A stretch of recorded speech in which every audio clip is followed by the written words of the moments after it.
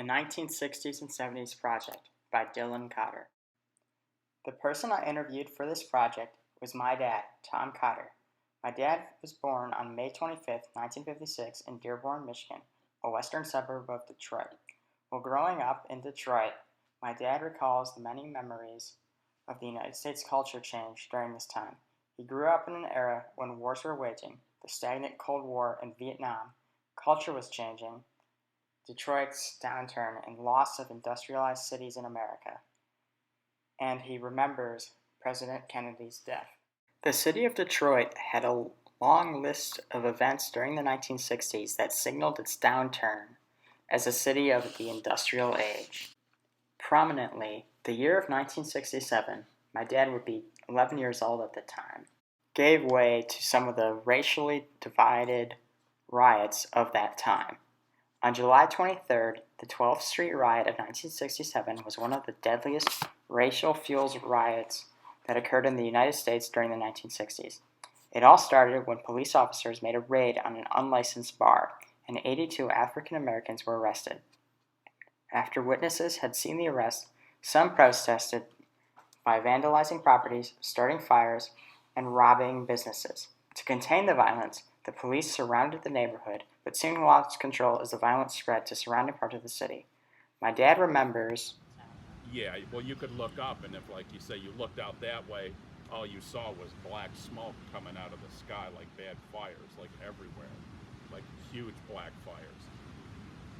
And they declared martial law.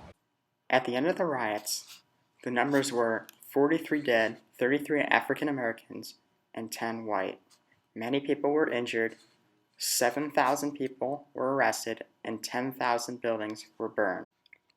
The riots were fueled by racial division that was prominently displayed in the city. Additionally, the city became less industrialized, and the once well-paying jobs for all races gave way to well-paying jobs for whites and poor-paying jobs for all other races. Overall, the riots marked the downturn of Detroit's prominent history as a successful industrial town. As the Industrial Revolution slowed, the town had a hard time transitioning to a less industrialized place, and this weakness still shines through the city today. My second area of focus is the relationship between Russia and the United States. The space race, when we landed on the moon, this gave us almost a new, maybe a new perception, because I don't remember, was it before or after Kennedy was shot? It was after. He died in 63, and we went to the moon 1969. I mean, literally almost half a century ago. That's how long it's been. And that's how far a leap we were ahead of everyone. Right, compared to the Russians, we had made it to the moon. They just made it to the outskirts of the Earth. Right, but they were the first to do that. That's what started the whole thing. Is they first they put the Sputnik satellite up in the air. You know, I think the thing went up 90 miles. The Russians back then were probably kind of like Kim Jong-un with his ballistic missiles, but it was a start, and they put a satellite in, and then they did a thing where they put monkeys inside of a little capsule and shot them off to see if they could live. No, they actually used the dog. Right, the dog.